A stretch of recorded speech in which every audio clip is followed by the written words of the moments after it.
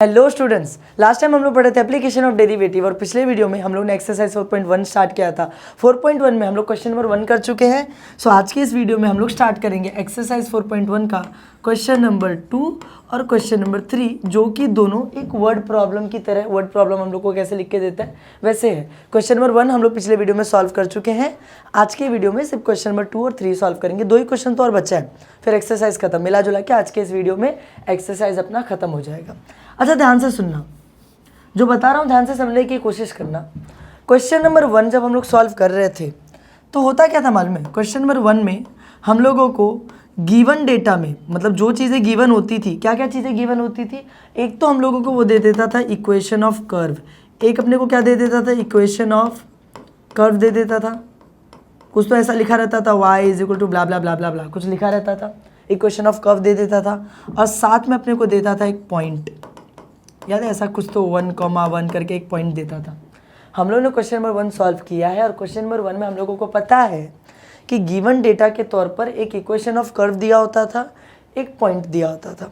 हम लोग करते क्या थे? कुछ स्टेप्स मैंने तुम्हें बताए थे कि सबसे पहले हम लोग इक्वेशन ऑफ कर्व लिखते थे, y वाला, dy/dx निकालते थे। पहले डेरिवेटिव निकालते थे dy/dx, फिर वही dy/dx निकालने के बाद m1 का फॉर्मूला बताया था। m1 यानी स्लोप ऑफ टेंजेंट, m1 का फॉर्मूला dy/dx, अपने को स्लोप ऑफ टेंजेंट मिलता था। m1 के जरिए m2 निकल जाता था, स्लोप ऑफ नॉर्मल निकल जाता था। एक बार दोनों का स्लोप निकल गया, पॉइंट तो पहले से पता ही है, तो हम लोग क्या करते थे? इक्वेशन ऑफ टेंजेंट निकालते थे और इक्वेशन ऑफ नॉर्मल निकाल देते थे। पर अब पता दिक्कत क्या होगी? हम लोगों को पता है इक्वेशन ऑफ टेंजेंट अगर मैं निकालने जाऊँगा, इक्वेशन ऑफ टेंजेंट अगर मैं निकालने की कोशिश करूंगा, क्योंकि अल्टीमेट गोल तो यही करना है, अल्टीमेट गोल तो यही कि इक्वेशन ऑफ टेंजेंट निकालो, इक्वेशन ऑफ नॉर्मल निकालो। तो अगर मैं इक्वेशन ऑफ टेंजेंट निकालने जाऊंगा तो मुझे फॉर्मूला लगेगा y minus y1 is equals to m1 bracket में x minus x1, slope point formula, याद है? ऐसे निकालते थे। पर पता है क्या होता था उस केस में?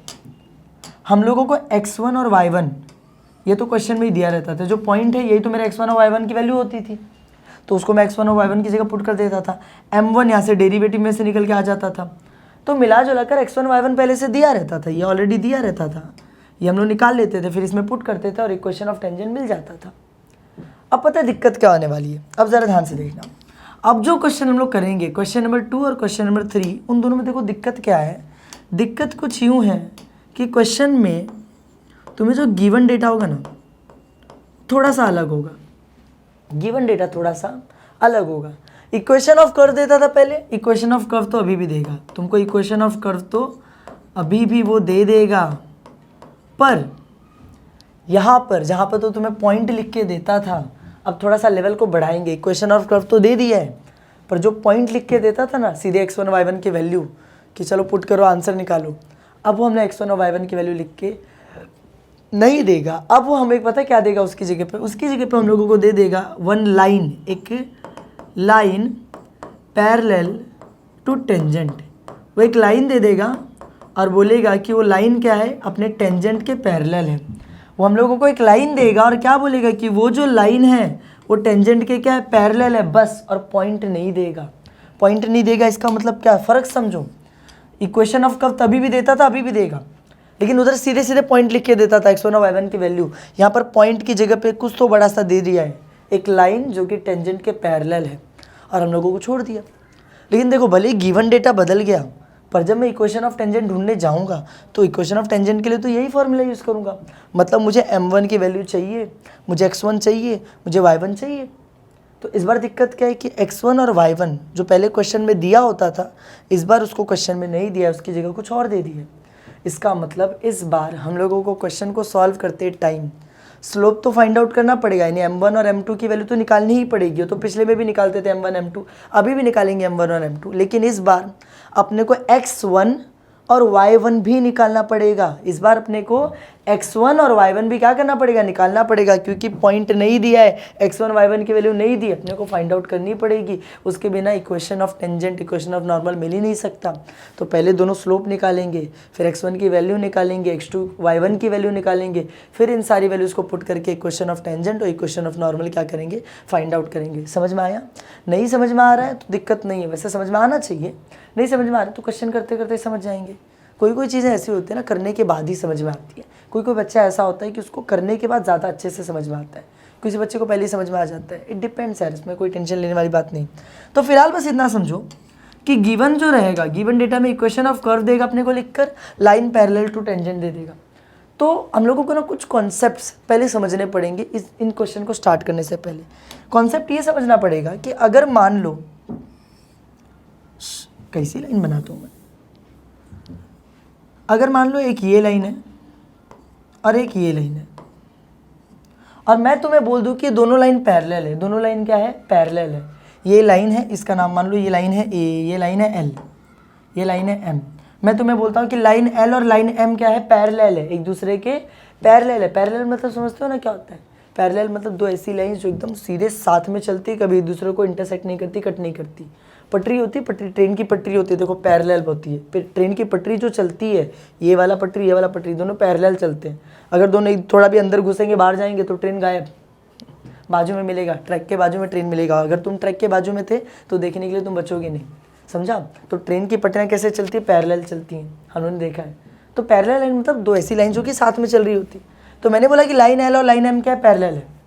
और अगर मैं तुम्हें बोल दूँ कि जो लाइन एल है इसका स्लोप है मान लो 2, इसका स्लोप कितना है? 2।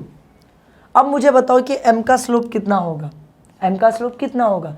अरे मैं क्या बोल रहा हूँ, अगर ये दोनों लाइन पैरेलल है, स्लोप का मतलब क्या होता है? ढलान, ढलान कितनी, कितना मतलब टेढ़ा है, इंक्लिनेशन कितनी लाइन की।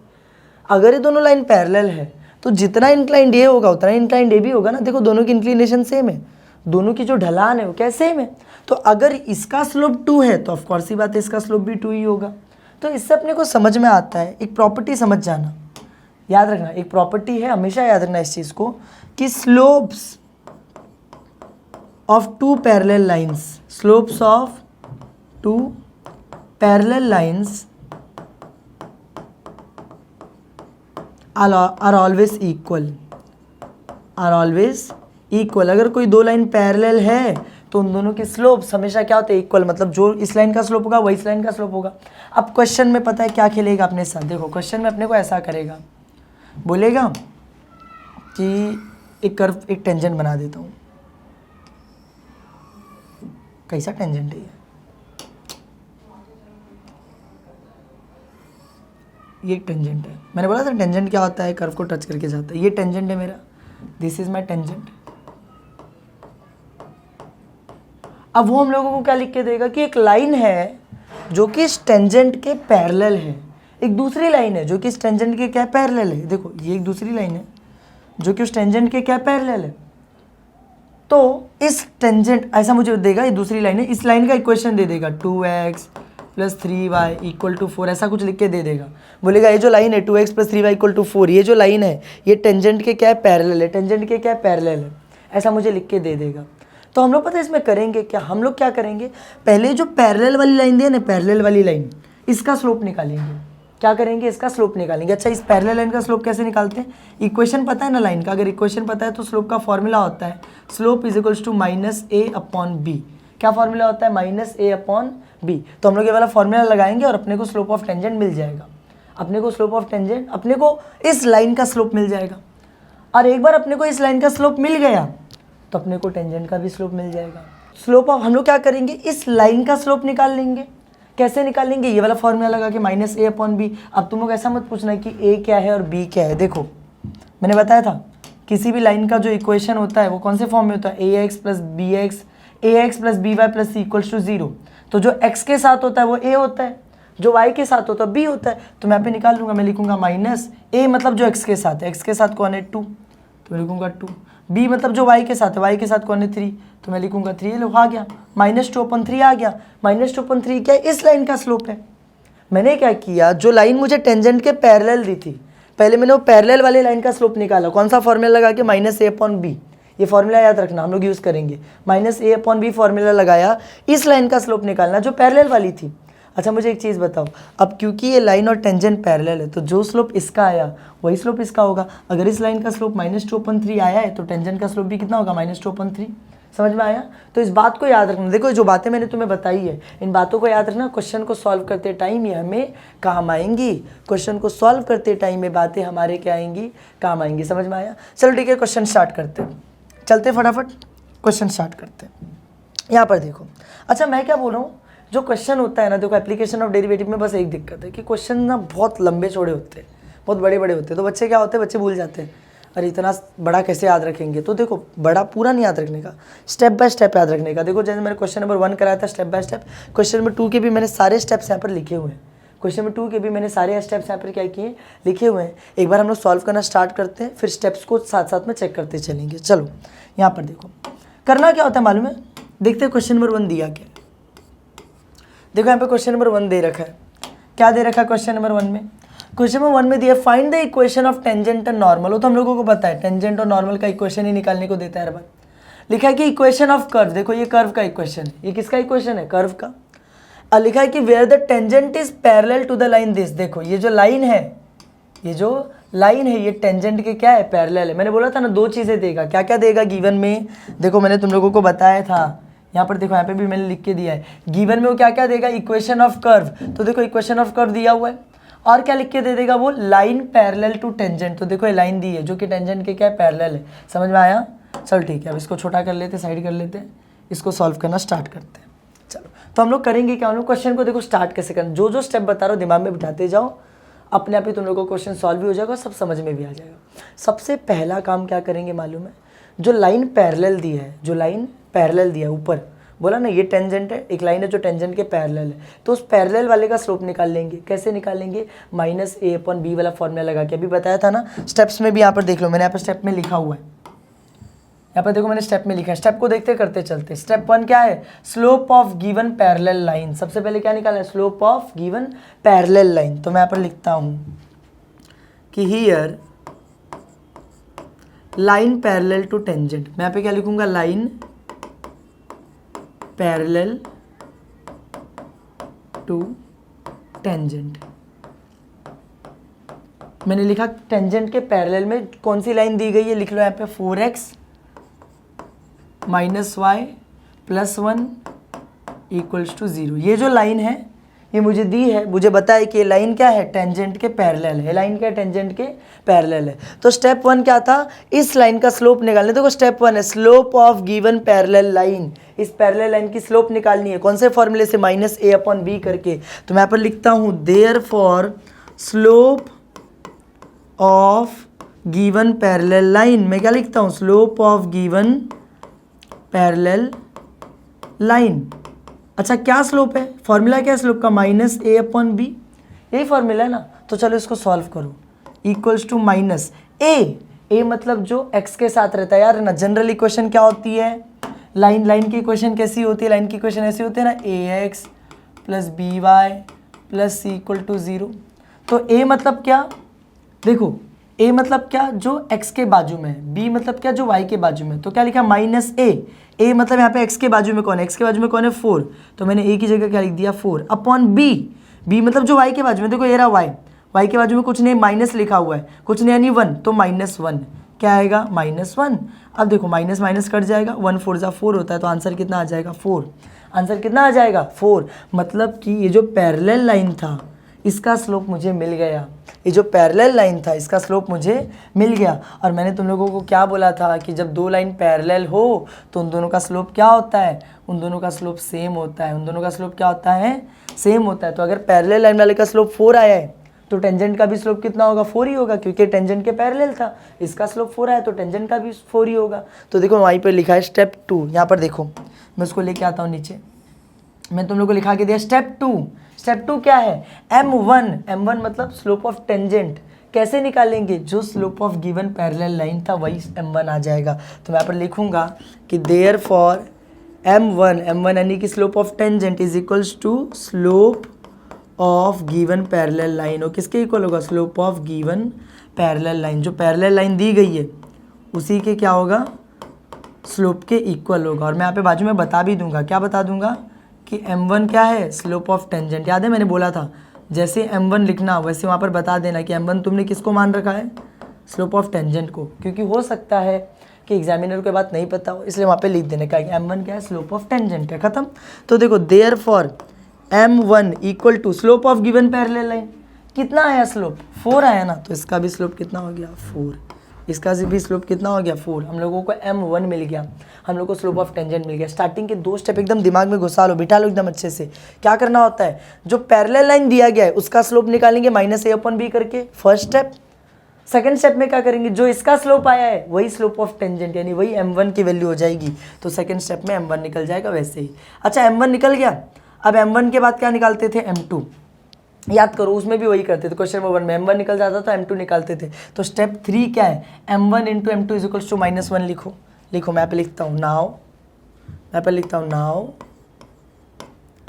m1 into m2 is equals to -1, और यहाँ पर m2 क्या है, मैं बोलता था बाजू में स्पेसिफाई करो कि m2 का मतलब क्या है, स्लोप ऑफ नॉर्मल। m2 हम लोग किसको मानते हैं, स्लोप ऑफ नॉर्मल को हम लोग m2 मानते हैं, समझ में आया, ये मैंने लिख दिया, m2 स्लोप ऑफ नॉर्मल है। तो चलो यहाँ पे वैल्यू डालते हैं, m1 की वैल्यू मिल गई थी 4, तो 4 into m2 is equals to -1, 4 को उधर भेजूंगा, यहाँ पे मल्टीप्लाई हो रहा है, वहाँ पे जाके क्या होगा, डिवाइड, तो -1/4, ये मेरा m2 आ गया, मतलब स्लोप ऑफ नॉर्मल आ गया। स्टेप 1 जो पैरेलल लाइन है उसका स्लोप निकाला। स्टेप 2 पैरेलल लाइन का स्लोप निकालने के बाद क्या किया, वही जो स्लोप था वही मेरा m1 हो गया, वही स्लोप ऑफ टेंजेंट हो गया। स्टेप 3 m2 निकाला, m2 कैसे निकाला, m1 into m2 is equals to -1, slope of normal भी मिल गया। ठीक है, इतना समझ में आया, 3 स्टेप समझ में आ गया हम लोगों को। अब आगे बढ़ते हैं, चलो देखो आगे के स्टेप्स क्या दे रखे अपने को, आगे के स्टेप 3 तक हम लोगों ने कर लिया। स्टेप 4 है फाइंड dy/dx, क्या निकालने बोल रहे हैं, dy/dx, डेरिवेटिव निकालना है। जो क्वेश्चन नंबर 1 में हम लोग स्टार्टिंग में निकालते थे ना, वही dy/dx डेरिवेटिव हम लोगों को अब भी निकालना है। क्यों निकालना है, क्योंकि अपने को x1 और y1 की वैल्यू चाहिए। अपने को स्लोप मिल गया पर x1 y1 नहीं मिला है ना, तो अभी वो निकालने के लिए हम लोग सबसे पहले स्टेप 4 करेंगे, फाइंड dy/dx। तो मैं यहाँ पे कर लेता हूँ, मैं यहाँ पे चलता हूँ नीचे, मैं यहाँ पे लिख लेता हूँ। देखो dy/dx कैसे निकालेंगे, इक्वेशन ऑफ कर्व लिखेंगे पहले। मैं क्या लिखूंगा, equation of curve, equation of curve लिख लूंगा। यहाँ पर क्या दिया इक्वेशन ऑफ कर्व, क्वेश्चन में देखते हैं, क्वेश्चन में दिया था इक्वेशन ऑफ कर्व, क्या दे रखा था, y is equal to x² + 5, क्या दे रखा था, y is equal to x² + 5। तो मैं यहाँ पर लिख लेता हूँ इक्वेशन ऑफ कर्व, क्या है equation of curve, y is equal to x² + 5, खत्म हो गया। मुझे dy/dx निकालना है तो इसको डिफरेंशिएट कर दूंगा, मैं इसको करूंगा differentiating with respect to x। तो यहाँ पर भी d/dx लग जाएगा, किसके साथ, y के साथ। यहाँ पर भी d/dx लग जाएगा, किसके साथ, x² + 5 के साथ, खत्म। तो होगा क्या इसके आगे, इसके आगे कुछ यूँ होगा कि y का derivative is simple, dy/dx equals to x² का डेरिवेटिव कितना होता है, 2x होता है, प्लस 5 का डेरिवेटिव कितना होता है, 5 कांस्टेंट है, अकेला है, अकेले कांस्टेंट का डेरिवेटिव इज 0 लिखने की जरूरत है क्या, नहीं, तो छोड़ दो।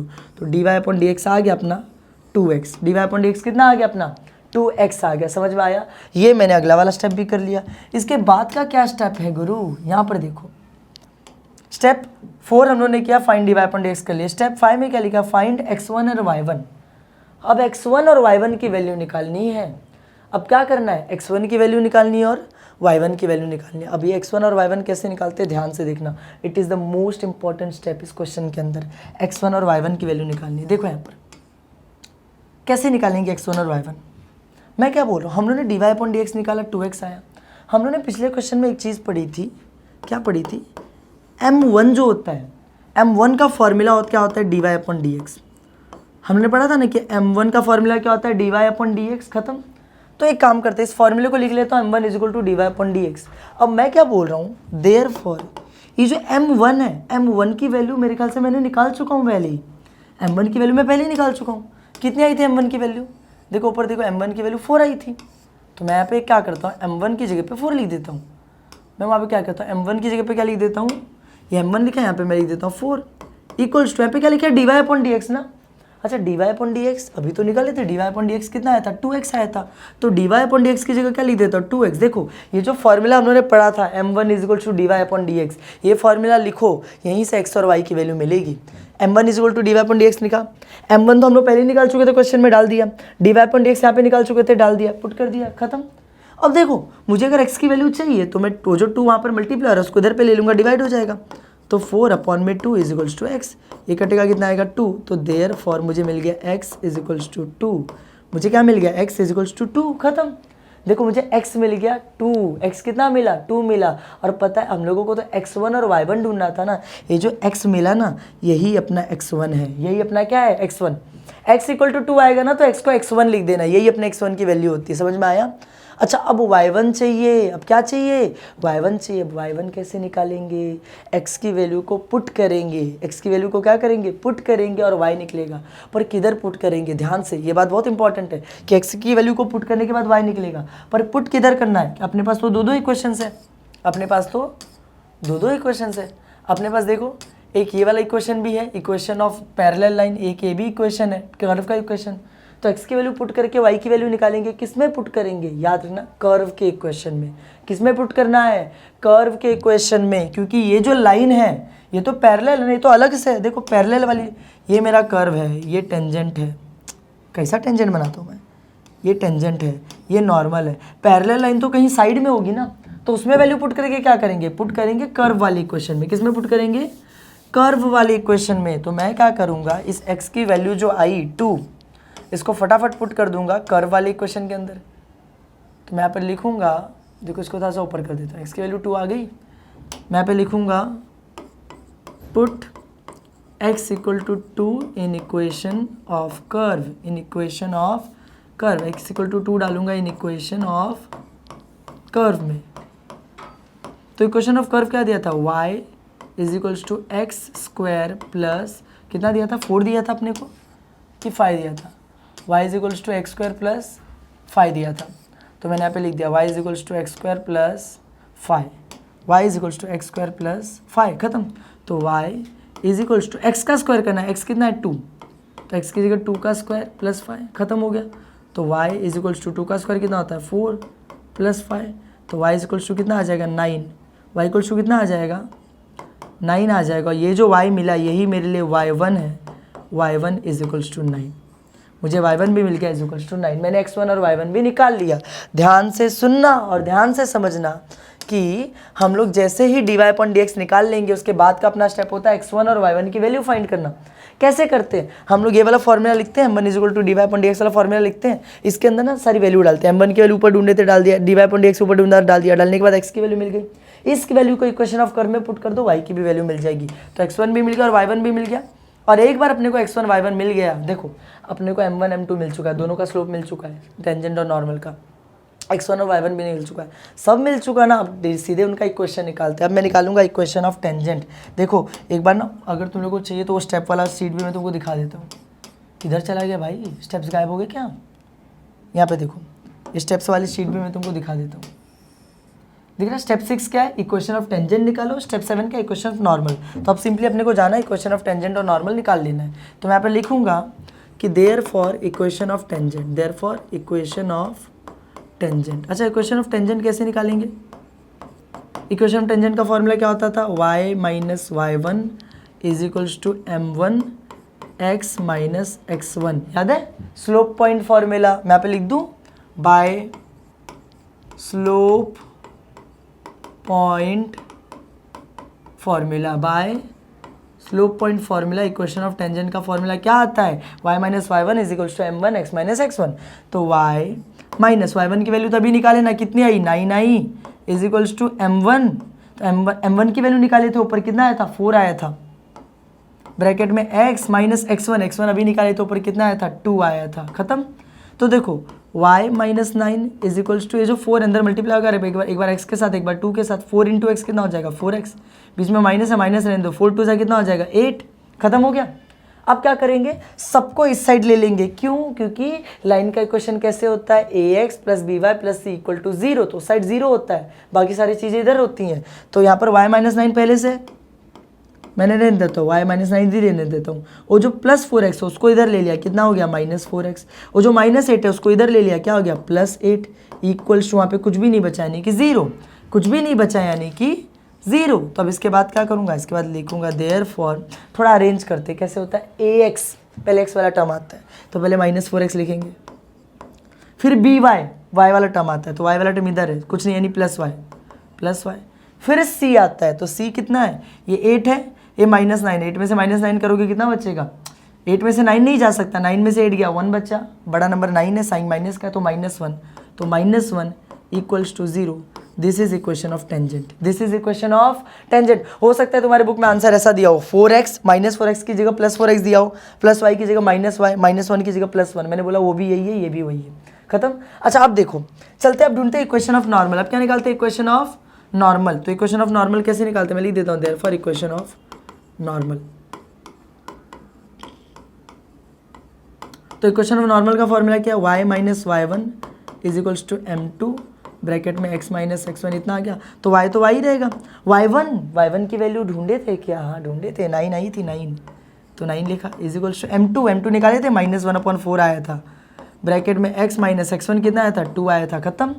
अब क्या करते थे, अरे यार ये डिवाइड अच्छा नहीं लगता है, डिवाइड करने नहीं आता अपने को, तो अपॉन में 4 जो है ना उसको उधर भेज देते हैं, इसको किधर भेज देते हैं, इधर भेज देते हैं, तो उधर आके क्या हो जाएगा, मल्टीप्लाई हो जाएगा, तो 4 इधर आएगा इन 2 में, किसके साथ, y - 9 के साथ, वहाँ पे बचेगा -1 किसके साथ, x - 2 के साथ, खत्म।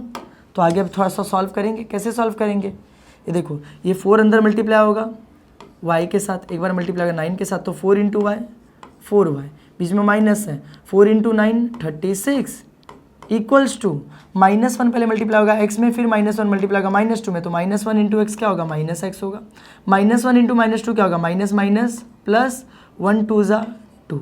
समझ में आया क्या, आसान है एकदम। अब एक काम करेंगे, अब इक्वेशन कैसे होता है, ax + by + c = 0, मतलब सब कुछ इस साइड होता है, उस साइड 0 होता है, तो सबको इधर लेके आ जाओ, इधर 4y पहले से, -36 पहले से, जो -x है इधर आएगा, क्या बन जाएगा, +x, जो +2 है इधर आएगा, क्या बन जाएगा, -2 इक्वल टू साइड क्या बचा, 0, खत्म। अच्छा अब मैं क्या बोल रहा हूँ, थोड़ा सा अरेंज करते हैं, पहले ax पहले x वाला टर्म आता है, तो x कौन सा टर्म है, ये रहा, x लिख दिया, फिर by y वाला टर्म आता है, तो 4y लिखा है तो मैं लिख दिया +4y, फिर c आता है, c यानी कांस्टेंट, तो देखो ये -2 ये -36 हो गया, माइनस वालों को प्लस कर देते हैं, तो 36 + 2 को 38 हो जाएगा, और आंसर माइनस में लिखेंगे, तो -38 इज इक्वल्स टू 0। ये आ गया इक्वेशन ऑफ नॉर्मल। ये क्या आ गया, इक्वेशन ऑफ नॉर्मल। देखो मैं क्वेश्चन खत्म। देखो मैं बोल रहा हूँ, तुम लोगों को मे भी देख के ऐसा लगा हो कि बहुत ज़्यादा है, बहुत क्या करवा रहे हो सर, इतना बड़ा लंबा चौड़ा करवा दे रहे हो। मैंने क्या बोला, सिर्फ ना अपने दिमाग में स्टेप्स बिठाओ। सबसे पहले क्या करना होता है, जो पैरेलल लाइन दी है उसका स्लोप निकालेंगे -a/b फॉर्मूला लगा के, उसका जो स्लोप आ गया वही स्लोप पुट कर देंगे m1 के अंदर, तो स्लोप ऑफ टेंजेंट मिला, m1 मिल गया तो m2 मिल जाएगा, स्लोप ऑफ नॉर्मल, है ना। m2 निकालने के बाद dy/dx निकालेंगे, dy/dx निकालने के बाद x1 और y1 की वैल्यू निकालेंगे, कैसे निकालते थे मैंने सिखा दिया यहाँ पर। फिर एक बार x1 और y1 की वैल्यू आ गई, उसको पुट करो, इक्वेशन ऑफ टेंजेंट निकालो, इक्वेशन ऑफ नॉर्मल निकालो, क्वेश्चन खत्म। बहुत आसान है, समझा। और इसमें हम लोगों ने एक्जैक्टली वही सारे स्टेप्स हम लोगों ने क्या किए, परफॉर्म किए। मैं बोल रहा हूँ एक बार भी अगर तुम लोग अच्छे से क्वेश्चन प्रैक्टिस कर लोगे तो कुछ भी हार्ड नहीं है इसमें। और इतना बड़ा इसलिए दिख रहा है क्योंकि मैंने बहुत दूर दूर लिखा है, इतना बड़ा एक्चुअल में है नहीं। बुक में लिखोगे छोटे में खत्म हो जाएगा, 1-1.5 पेज के अंदर अंदर खत्म हो जाएगा। समझ में आया, आसान है। चल चलते क्वेश्चन नंबर 3 की तरफ, जो कि सेम ऐसे ही सॉल्व होगा जैसे क्वेश्चन नंबर 2 हुआ था। मैंने स्टेप्स बाजू में लिखे, पर इस बार इसकी जरूरत नहीं पड़नी चाहिए, अपने दिमाग में होने चाहिए सारे स्टेप इस बार। चलो, पिछली बार पेपर पे था क्योंकि पढ़े नहीं था, पढ़ चुके, दिमाग में होना चाहिए। स्टार्ट करते हैं। सबसे पहले क्या करते थे, जो गिवन पैरेलल लाइन है उसको लिखते थे और उसका स्लोप निकालते थे। तो मैं लिखता हूँ here line parallel to tangent, line parallel to tangent. कौन सी लाइन है पैरेलल टेंजेंट की, ये रही 3x - y + 1 = 0। खत्म हो गया। सेम वैसा ही क्वेश्चन है, देख लो, इक्वेशन ऑफ कर्व दिया है, इक्वेशन ऑफ पैरेलल लाइन का दिया है। फिर इसका स्लोप निकालते तो मैं लिखता था therefore slope of given parallel line, slope of given parallel line. क्या फॉर्मूला आता है स्लोप का, -a/b = -a। a मतलब जो x के साथ कौन है, 3 है, तो a की जगह लिख दिया 3 अपॉन में b। b मतलब जो y के साथ है, तो y के साथ माइनस है और कुछ नहीं है, यानी 1 -1। y के साथ क्या, -1, माइनस कट जाएगा, माइनस कट जाएगा, और 1 के टेबल में 3 3 में ही आता है, तो आंसर सीधे 3 लिखेंगे। अपॉन 1 का मतलब नहीं होता है। खत्म। तो अब मुझे मिल गया slope of given parallel line, कितना मिला, 3 मिला। स्टेप 1 क्या था, slope of given parallel line निकालो, -a/b करके, तो निकाला 3 आ गया। अब क्या निकालते थे m1, और m1 वही आता था जो ये आया था, तो हम लोग लिखते थे now m1 is equals to slope of given parallel line. m1 क्या है? Slope of given parallel line, इसके इक्वल है। अच्छा m1 is equal to slope of given parallel line कितना आया? 3 आया, तो m1 भी कितना हो गया? 3 हो गया। समझ में आया? और बाजू में लिखना मत भूलना कि m1 का मतलब क्या है। Here m1 is slope of tangent. m1 किसको मानते हैं हम लोग? स्लोप ऑफ टेंजेंट को। ये लिखना ज़रूरी है। खत्म हो गया? इतना समझ में आया? इतना समझ में आया तुम लोगों को? स्टेप 1 क्या किया? गिवन पैरेलल लाइन का एक स्लोप निकाला, उसका जो स्लोप आया वही m1 में पुट कर दिया, यानी स्लोप ऑफ टेंजेंट मिल गया। m1 मिलने के बाद क्या निकालते थे? m2 निकालते थे। तो चलो फटाफट m2 निकालते हैं। नाउ हम लोगों को पता है m1 इंटू m2 क्या फॉर्मूला है? -1। क्यों? यहाँ पर लिखेंगे m2 जो है वो है स्लोप ऑफ नॉर्मल। वो क्या है? स्लोप ऑफ नॉर्मल है। फॉर्मूला पुट किया मैंने। फिर मैंने क्या किया? देयर फॉर m1 की वैल्यू कितनी आई है? 3, तो 3 लिख दिया। m2 is equals to -1। मुझे m2 की वैल्यू चाहिए, 3 यहाँ पे मल्टीप्लाई हो रहा है, उधर पे डिवाइड हो जाएगा, तो m2 is equals to -1 upon में 3। ये मुझे मिल गया m2। ये मुझे क्या मिल गया? m2 मिल गया। m1 भी मिल गया, m2 भी मिल गया, यानी स्लोप ऑफ टेंजेंट भी मिल गया, स्लोप ऑफ नॉर्मल भी मिल गया। उसके बाद क्या करते थे? फाइंड dy अपॉन dx निकालते थे। तो यहाँ पे मैं dy अपॉन dx निकालता हूँ। चलो फटाफट। तो dy अपॉन dx कैसे निकालेंगे? पहले इक्वेशन ऑफ कर्व लिख लेंगे। इक्वेशन ऑफ कर्व लिख के रख लेता हूँ। क्या दिया था यार इक्वेशन ऑफ कर्व? देखा नहीं हमने। देखो इक्वेशन ऑफ कर दिया y is equal to 3x²। क्या इक्वेशन दिया है? y is equal to 3x² minus 3x minus 5। y is equal to 3x² minus 3x minus 5। y equals to 3x²। बार बार रिपीट क्यों कर रहा हूँ? पता चला नीचे आते आते भूल गया मैं। Minus 3x minus 5। खत्म हो गया। अब चलो फटाफट करते हैं इसको। इसका डेरिवेटिव निकालना है dy अपॉन dx। तो लिखता हूँ मैं differentiating with respect to x। तो इधर भी डी अपॉन डी एक्स लग जाएगा, किसके साथ? y के साथ। इधर भी डी अपॉन डी एक्स लग जाएगा, किसके साथ लगेगा? डी अपॉन डी एक्स इसके साथ, 3x² माइनस 3x माइनस 5 के साथ। खत्म। तो अच्छा इधर क्या होगा अभी देखो जरा। इधर पे क्या होगा? y का derivative dy upon D x. y का डेरिवेटिव क्या होता है? dy अपॉन में डी एक्स। वहाँ पर क्या आएगा? 3 कांस्टेंट है पर x² के साथ है। जब कोई कांस्टेंट किसी के साथ होता है तो उसका डेरिवेटिव नहीं लेते हैं, तो 3 को मैं एज इट इज लिखता हूँ। x² का डेरिवेटिव ले लेता हूँ, कितना आ जाएगा? 2x माइनस 3 कांस्टेंट है पर x के साथ है, जब वो किसी के साथ हो तो उसका डेरिवेटिव नहीं ले सकते, तो एज इट इज लिख देता हूँ। x का डेरिवेटिव ले लेता हूँ 1 माइनस 5 भी कांस्टेंट है पर अकेला पड़ गया ना, तो उसका तो डेरिवेटिव लेंगे अच्छे से हम लोग। तो क्या डेरिवेटिव है? 0। क्या डेरिवेटिव आएगा? 0। खत्म हो गया। तो अच्छा एक काम करो, देयरफॉर dy अपॉन में dx इक्वल्स टू 3 इंटू 2। 3 2 से कितना होता है? 6x। कितना आ गया? 6x। फिर माइनस है तो माइनस, 3 1 सा 3 होता है तो 3। वो -0 का तो मतलब नहीं है, यहीं पर छोड़ दो। ये आ गया dy अपॉन dx। ये क्या मिल गया? dy upon dx। अब इसके बाद अगला स्टेप होता था x1 फाइंड करना है और y1 फाइंड करना है। x1 y1 फाइंड करना है ना अगले स्टेप में। तो x1 y1 कैसे फाइंड आउट करेंगे? देखो स्टेप्स तुम्हें याद रखने चाहिए। मेरे ख्याल से एक क्वेश्चन किए ना, उसको प्रैक्टिस करो तो तुम्हें स्टेप्स याद रहेंगे। x1 और y1 फाइंड करना है तो कैसे फाइंड करते थे हम लोग? लिखते थे फॉर्मूला m1 का। m1 का फॉर्मूला क्या होता था? m1 is equals to dy upon में dx। ऐसे ही होता था ना फॉर्मूला। तो चलो देयरफॉर m1 की वैल्यू मिल गई थी, यहाँ पे पुट करेंगे। कितनी मिली थी? 3 मिली थी। पक्का 3 मिली थी ना, मैं बहुत जल्दी भूल जाता हूँ। हाँ ये -1/3 मतलब वो 3 मिली थी। m1 3 मिला था अपने को, equals to dy upon dx कितना मिला? 6x minus 3। 6x minus 3। अब इसमें से x की वैल्यू निकाल लेते फटाफट। वो -3 है, उसको इधर ले लो, क्या आ जाएगा? +3। तो देयरफॉर यहाँ पे 3 तो पहले से है, वो -3 इधर आ गया, क्या हो गया? +3 हो गया, इक्वल्स टू वहाँ पे क्या बचा? 6x। तो 3 + 3 कितना हो गया? 6 इक्वल्स टू कितना है? 6x। अब देखो वो 6 वहाँ पे मल्टीप्लाई हो रहा है, उसको इधर ले लो, तो यहाँ पे 6 अपॉन 6 हो जाएगा इक्वल्स टू x। तो x की वैल्यू कितनी आ जाएगी? 1।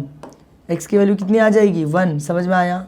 x मिल गया हम लोगों को, और यही अपना क्या है? यही अपना x1 है, यही अपना क्या है? x1 है। अब x की वैल्यू क्या करेंगे? इक्वेशन ऑफ कर्व में पुट करेंगे, y की वैल्यू निकालेंगे। तो मैं लिखता हूँ put x equal to 1 in equation of curve. Equation of curve के अंदर एक एक्स की वैल्यू को क्या करेंगे, पुट करेंगे। तो इक्वेशन ऑफ कर्व क्या था, y is equal to 3x² minus 3x minus 5। अब तुम लोग बोलोगे आपको तो याद नहीं रहता ना सर, इतना कैसे याद रह गया? अरे इतनी बार रिपीट किया था मैंने, फिर भी एक बार चेक कर लेता हूँ, पता चला फिर गलत लिख दिया। क्या था equation, 3x² minus 3x minus 5, सही एकदम। चलो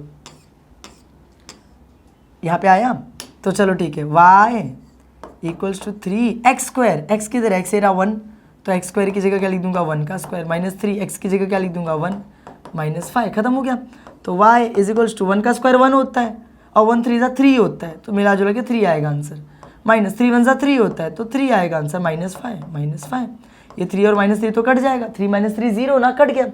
तो y इक्वल्स टू क्या बचा, y इक्वल्स टू बचा -5, और इसीलिए y1 भी क्या आया -5, y1 भी क्या आ गया अपना -5 आ गया। देखो अपने को y1 भी मिल गया, अपने को x1 और y1 भी मिल गया, m1 और m2 भी मिल गया। Final steps, equation of tangent निकालेंगे, इक्वेशन ऑफ नॉर्मल निकालेंगे। एक काम करते हैं, इक्वेशन ऑफ टेंजेंट नॉर्मल बाजू में निकालते हैं, क्योंकि बहुत ज़्यादा स्क्रॉल करना पड़ेगा अपने को बाद में।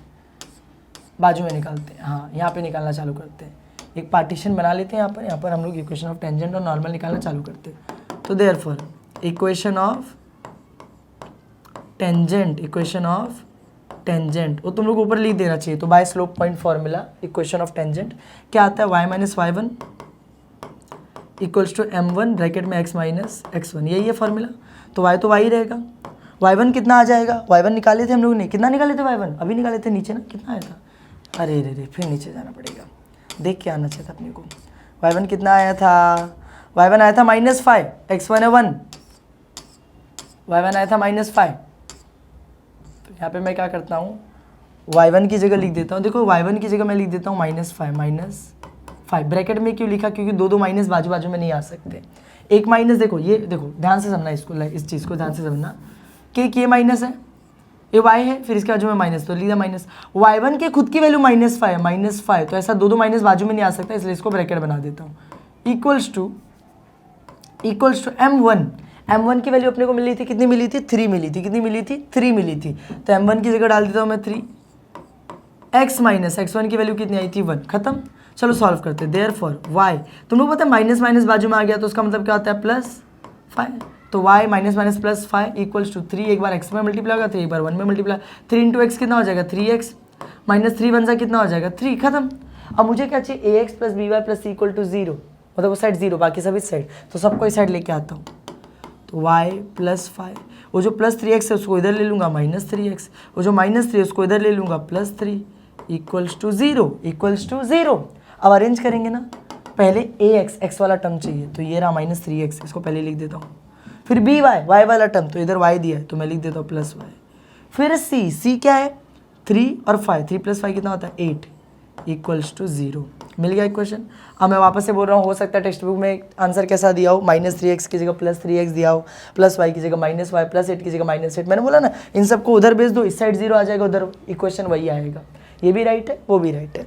अब लास्ट क्या निकालेंगे, इक्वेशन ऑफ नॉर्मल। लास्ट क्या निकालेंगे, इक्वेशन ऑफ नॉर्मल। तो मैं लिखूंगा देयरफॉर इक्वेशन ऑफ नॉर्मल लिखा रहा हो तो नॉर्मल लिखूंगा ना, और क्या लिखूंगा। इक्वेशन ऑफ नॉर्मल क्या है, y minus y1 is equals to m2 bracket में x माइनस x1, यही फॉर्मूला है। तो y ही रहेगा। y1 की वैल्यू निकाली थी, कितनी आई थी -5 इक्वल्स टू m2 की वैल्यू कितनी आई -1/3, x माइनस x1 की वैल्यू कितनी आई 1। देखो सारे वैल्यूज मैंने जो निकाले मुझे इस बार याद है। अच्छा इस बार क्या होगा, y minus plus 5 equals to -1/3 bracket में x माइनस 1। उधर मैंने कुछ भी चेंज नहीं किया। मैंने क्या बोला, अपने को एक दिक्कत है। दिक्कत किससे मालूम है, उधर क्या 0.3 से, तो उस 0.3 को इधर ले लेते, इंटू 3 हो जाएगा। तो ऐसा हो जाएगा 3 इंटू में आ जाएगा, अंदर ब्रैकेट में y + 5, वहाँ पर ब्रैकेट के बाहर y -1 है, अंदर ब्रैकेट में क्या है x -1। अब देखो क्या होगा, पहले 3 1 से y से मल्टीप्लाई होगा, फिर 3 5 से मल्टीप्लाई होगा, तो 3 इंटू y कितना हो जाएगा 3y प्लस 3 5 से कितना हो जाएगा 15 इक्वल्स टू, पहले -1 मल्टीप्लाई होगा x से, -1 मल्टीप्लाई होगा x से, तो -1 इंटू एक्स कितना हो जाएगा -x हो जाएगा। फिर -1 मल्टीप्लाई होगा -1 से, माइनस प्लस 1 1 ज़ा 1, माइनस प्लस 1 1 ज़ा 1, समझ में आया। अच्छा उसके आगे क्या करेंगे, उसके आगे मैंने बोला सबको इस साइड ले लो, तो 3y + 15 एज इट इज़ रहने दो, माइनस एक्स इधर आ गया प्लस एक्स, प्लस 1 इधर आ गया -1 इक्वल्स टू 0। अब लिखते हैं कैसे, ए एक्स, पहले एक्स वाला टर्म आता है तो एक्स, फिर बी वाई, वाई वाला टर्म तो ये रहा 3y, फिर सी कितना आएगा 15 - 1 कितना होता है 14 equals to 0। This is our final answer, equation of normal. और इसी तरीके से अपना ये वाला क्वेश्चन भी क्या हो गया, खत्म। देखो सब वही, पहले पैरेलल वाले लाइन का स्लोप निकालो -a/b, जो उसका स्लोप आया वही m1 हो जाएगा, स्लोप ऑफ टेंजेंट, m1 मिला m2 मिल जाएगा। फिर dy/dx निकालो, फिर m1 और dy/dx का फॉर्मूला था m1 = dy/dx, उसका यूज़ करके x1 और y1 निकालो। एक बार x1 और y1 आ गया, equation of tangent, equation of normal, खत्म। एक बार प्रैक्टिस करोगे सब अच्छे से समझ में आ जाएगा। फिलहाल के लिए अपने सारे क्वेश्चंस एक्सरसाइज 4.1 यहीं पे खत्म होता है। अगले जो क्वेश्चंस है, आगे के जो एक्सरसाइज है नेक्स्ट वीडियो में कंटिन्यू करेंगे। अगर ये वीडियो पसंद आया हो तो वीडियो को लाइक करना, चैनल को सब्सक्राइब करना। मिलते हैं नेक्स्ट वीडियो में, थैंक यू।